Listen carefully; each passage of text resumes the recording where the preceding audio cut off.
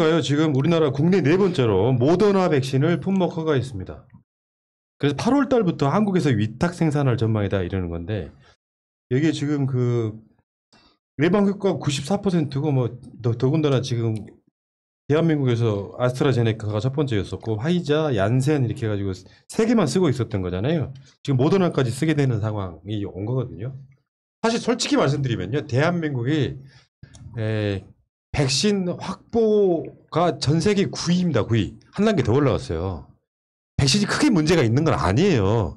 백신은 크게 문제가 있다라고 사실상 문재인 정부의 방역을 덮어버린 그 효과 때문에 지금 미국의 백신 매겨를 한 해 만에 얘기가 나오고 있는 거고, 예정대로 해도 아무 문제 없지만, 그래서 이따가 문 대통령 뭐 미국 한미 정상회담 이야기도 나오겠지만 어찌됐건 모더나도 이제 한국이 맞추는 백신 리스트에 포함됐다. 뭐 이게 뭐 첫 번째 전해드릴 소식입니다.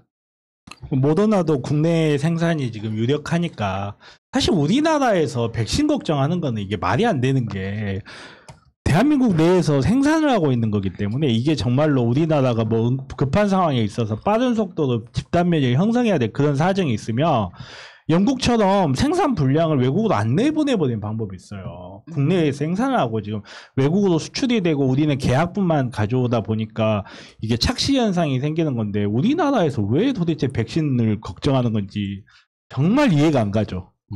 모더나까지 생산하면 정말 뭐 이거는 뭐 완벽한 건데. 그러니까 멀리서 가져올 것도 없어. 우리나라에서 생산해가지고 우리가 쓰면 되는 거고요. 안동에서 지금 가져오고 있잖아요. 아스트라제네카. 그러니까. 안동 특산물. 모더나. 그러네. 안동 특산물이 안동 강고등어만 있는 게 아니죠. 냉장으로 한 달 보관이 가능하대요. 그래서 냉장 한 달 보관이 가능하니까 이제 일반 동네 보건소에서도 마칠 정도니까요. 백신에 대한 좋은 소식들이 되게 많이 들어오네요. 아마 한미 정상회담에서도 그런 비슷한 정도의 좋은 뉴스가 들어올 겁니다. 좀 기다려 보세요. 지금 이제 한미 정상회담은 우리나라 시간으로는 주말에 열려요. 그때까지 좀만 기다려 주시고, 그 다음에 또 있죠. 그 뉴스가 혈전증 관련한 이야기인데 우리가 한번 이번 주 초인가 다뤄드렸어요. 우리가 말하는 그 혈전은 그 혈전이 아니다. 설명해 주세요, 의사님. 이거 이제 VITT라고 그러는데 이게 최근에 이제 이게 VITT가 무슨 말이냐면 백신 인듀스드 스롬보틱 스롬보사이토페니아라고 해서 백신에 의해 유발된 혈전성 혈소판 감소증을 이야기를 해요. 이게 이제 크게 언론을 탔던 게 캐나다에서 VITT 관련해 가지고 이렇게 아스트라제네카 온타리오에서 아스트라제네카 접종을 중지시킨 적이 있어요. 근데 이거는 일반적으로 우리가 이렇게 살면서 경험할 수 있는 그런 혈전증하고는 좀 다르거든요. 말 그대로 이렇게 혈전이 생기면서 혈소판이 감소되는 좀 특이한 상황이에요. 그리고 이게 보통 이제 이런 형태의 혈전증 같은 경우에 치료가 불가능한 것도 아니고 치료도 다른 혈전증에 비해서 용이한 편이고 뭐 우리가 이제 제가 이야기가 나올 때마다 항상 이렇게 타이레놀 설명서를 한번 보라고 하는데 사실 타이레놀 설명서에 봐도 혈전증이 써져 있어요. 근데 그 타이레놀보다 혈전증이 더 안 발생하는 게 아스트라제네카 백신이거든요. 그리고 코로나랑 비교하면 코로나는 백신 전체 환자의 10% 이상이 혈전이 발생하고 코로나 때문에 중환자실로 옮겨지는 환자의 3분의 1이 혈전증 때문에 옮겨지거든요. 그런 면에서 봤을 때 이득이 압도적으로 크죠. 그러니까 이게 지금 100만 명당 1.3건 정도, 100만 명당 1.3건 정도가 보고되고 있는데 이걸 갖고 이제 지금 어떤 식이냐면 아스트라제네카 백신 맞으면 혈전 생겨 죽어 이렇게 선동하는 거야. 이런 나쁜 놈들이 있습니까? 길 가다가 아무나 잡고 의사 겸 변호사세요 했을 때 예 그렇습니다라고 말할 확률보다 아스트라제네카 백신 먹고 혈전 생길 확률이 훨씬 낮아요. 훨씬. 그리고 지금 백신을 접종했을 때 60대에 170명의 사망을 막을 수 있다는 거야. 이 비율로 계산을 해보면 오히려 사망을 막을 수 있다는 거예요. 그러니까 아스트라제네카 백신 맞으면 큰일 날 것처럼 선동하는 사람들은 사실상 일베이거나 태극기 부대이거나 이런 정도라고 보시면 되죠. 그러니까 그런 이야기인가? 내 어머니가 약간 태극기 부대나 이런 성향이 있으면 자녀들이 설득을 하라는 거예요. 맞으시라고, 괜찮다고, 아무 문제 없다고. 그러다 보니까 지금 그 코로나 백신으로 예약하면 예약 사이트에서 자녀들도 엄마 대신해서 바로 지금 신청을 할 수가 있잖아요. 저 그 제도가 굉장히 편하게 잘 되어 있더라고요. 그래서 저도 예약을 했는데 이게 정말 안타까운 게 요양병원에서 지금 코로나 백신 안 맞으신 분들만 걸리신 거, 그거는 그 요양병원에서 코로나 걸렸다는 거는 굉장히 예후가 안 좋은 거기 때문에 절대로 이런 가짜뉴스 때문에 백신에 대한 그런 이야기 믿고 부모님 뭐 맞게 하지 않는다거나 뭐 병원장 사모가 전화를 한다거나 이런 거는 진짜 어디에 신고를 해야 된다고 생각합니다. 이건 네. 이게 이제 어떤 분들 그런 말 하시는 분이 있어요. 아무리 낮은 가능성이다 하더라도 그 사람한테 자기 인생이다. 그렇기 때문에 아무리 낮은 합병증이다 하지만 간과해서 안 된다. 100만 분의 1이라도 간과해서 안 된다. 이런 주장을 하시는 분인데 100만 분의 99만 9,999명도 소중한 인생이고 소중한 삶이에요. 그 사람들을 그럼 간과하고 100만 명 중에 한 명 생길 수 있는 그 부작용만 집중하는 것도 결코 현명한 건 아니거든요. 전체 사회의 관점에서 바라봐야지 그냥 이렇게 한두 명의 부작용, 물론 그게 가볍게 간과해야 된다는 거 아니에요. 오늘 또 지금 이 순간에도 아마 수많은 의학자들이 이걸 어떻게 예방해야 될지 연구를 하고 있어요. 매진하고 있고 우리가 그 과정에서 우리 사회를 위해서 그리고 내 자신과 내 가족을 위해서 할 수 있는 가장 최선의 선택은 결국은 예방접종을 하는 거라는 거죠. 그러니까 이 예방접종 관련해서는요.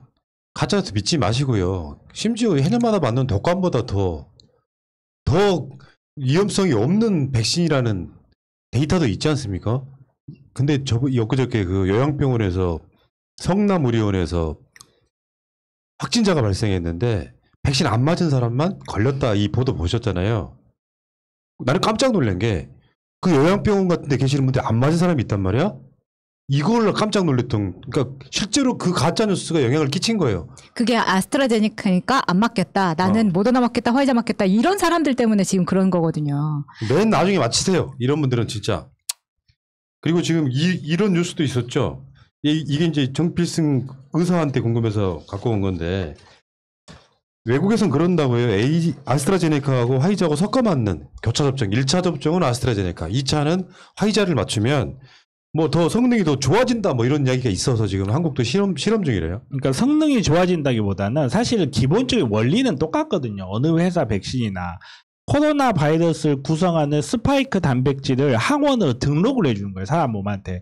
이렇게 생긴 단백질이 들어오면 적이니까 즉시 공격해라는 신호를 주는 게 백신이거든요. 그러면 첫 번째 아스트라제네카는 그 스파이크 단백질을 인공적으로 합성한 스파이크 단백질을 몸 안에 넣어줘서 항원을 이렇게 인식하게 하는 거라면 그 다음에 그 mRNA 방식의 모더나나 화이자 같은 경우는 몸 안에서 그 단백질을 형성한 다음에 그 우리 몸의 항원을 다시 한번 상기시켜 주는 거거든요. 그러니까 2차 접종은 복습 같은 거예요. 이 단백질 한번 봤지? 그러니까 다시 한번 기억해. 다시 한번 기억하고 이 단백질은 즉시 공격해라고 하는 거라 원리상으로 봤을 때는 사용하는 게 부스터샷, 그러니까 추가로 사용하는 데는 무리가 없죠. 근데 이거를 이게 이론적으로 무리가 없는 거나 사람 몸에 적용하는 거나 약간씩 미묘한 차이가 있기 때문에 전면적으로 적용을 안 하는 건데 결국은 부스터샷이라는 것 있고 그리고 수억 명의 예방접종을 하는 과정에서 안전성이 어느 정도 확보가 됐기 때문에 교차해서 사용할 수 있으면 약을 운용하는 게 훨씬 유도리가 있을 수밖에 없잖아요. 관용도가 높아지니까 실험을 하면서 하는 거고, 그러니까 높아진다, 낮아진다 부분에 대해서는 뭐 이렇게 찬반 양론이 있는 걸로 알고 있어요. 근데 이론상으로 봤을 때 높아지는 것도 가능합니다. 왜냐하면 다양한 경험을 하는 거거든요. 그러네. 면역 체계 입장에서는. 자, 그렇기 때문에 한국도 지금 그 준비를 하고 있다 그러는데 저는 이제 집단 면역이 생겨도요. 또 일찍 맞았던 사람들 또 맞추고 하는 그렇죠. 과정이 있으면은 백신 우리가 지금 전 세계 9번째로 확보돼 있다고 하는 그 과정이 다시 말씀드리지만 7월 달쯤 되면은요. 정신 못 차리게 돌아갈 거라고 생각이 들어요. 막 가까운 곳에 백신 맞는 곳 계속해서 준비되어 있을 거고 이 과정에서 이제 서서히 저는 이렇게 보거든요. 집단 면역이 만들어지냐 안 만들어지냐는 의미가 사실 없는 것 같고 현실적으로 우리 일상으로 얼마만큼 빠르게 복귀할 수 있느냐 이 싸움이라고 생각이 드는데. 그렇죠. 우리나라 같은 경우는 사실 집단 면역이 된 상태나 별반 차이가 없어요. 발생률로만 봤을 때는 별반 차이가 없고, 근데 이제 우리가 일상생활을 하면서 지금 이 정도의 감염 숫자, R값을 유지를 하느냐가 문제지, 우리가 마스크를 벗고 5인 이상 자유롭게 생활하면서 집단 면역이 현재도 유지한 상태를 위해서 백신이 필요한 거고, 우리나라 같은 경우는 이렇게 워낙 자가격리가 아니라 그 사회적 거리두기 같은 거 잘 시행하고 있고, 마스크 잘 차고 있고, 그리고 또 우리나라는 또 사람들이 깔끔해요. 너무 깔끔해. 그렇죠. 예, 보건 수준이 높은 나라라서, 그러니까 사실상 집단 면역 체계가 이루어진 것과 별반 차이가 없죠. 그러니까 결정적인 거는 코로나가 일반 독감하고 달랐던 이유는요, 치명률이 높았거든요. 제가 저번에 초창기 때 나왔던 치명률은 거의 10배 차이가 나는 정도여서 실제로 그 돌아가시는 분들 대부분은 고연령층 기저질환자잖아요. 그래서 정부가 고연령층과 기저질환자들을 대부분 다 맞추려고 노력했던 거고, 그리고 그 사람들이 6월 말까지 대부분 다 맞게 되면 실제로 그런 얘기까지 있어, 정부에서 최근에. 6월달 지나고 나면 코로나 때문에 돌아가시는 고연령층은 없을 거다.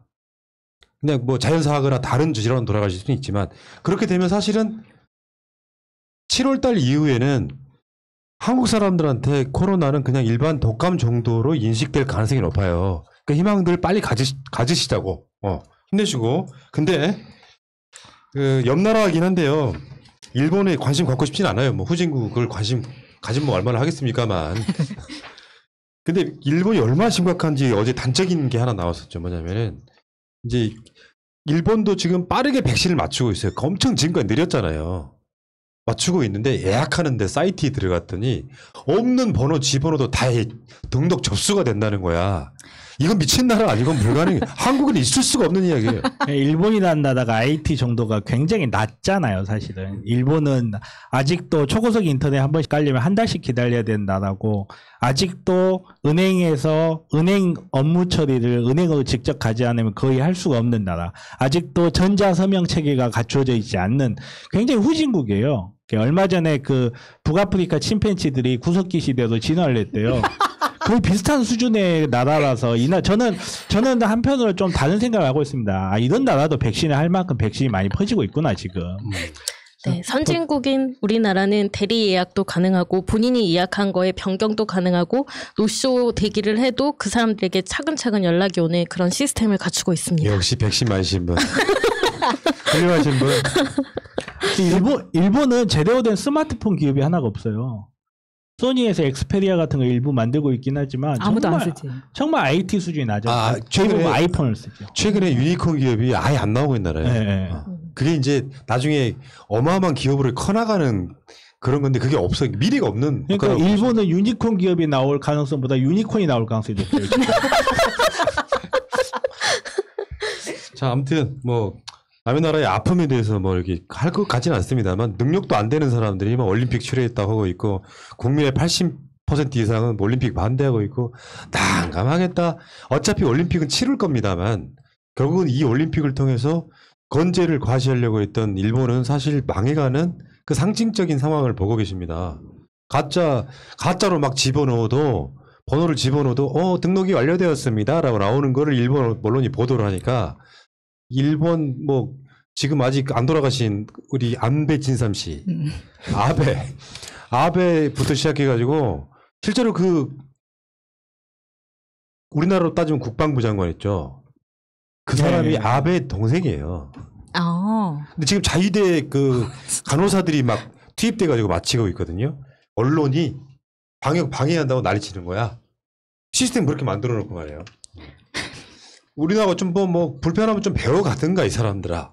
참 그 섬나라 살면서. 그러니까요. 뭘 그렇게까지. 평소에 좀 잘했어야지 우리가 좀 베풀어 줄 텐데. 아마 네. 포스트 코로나 이후 시대의 국제관계에서 가장 큰 변화는 한국과 일본의 국제적 위상의 변화가 아닐 것 같아요. 네. 그게 얼마나 바뀌었는지를 이따가 문 대통령 방미 이야기할 때 제가 설명을 좀 해드리겠습니다. 자, 백신 이야기 여기까지.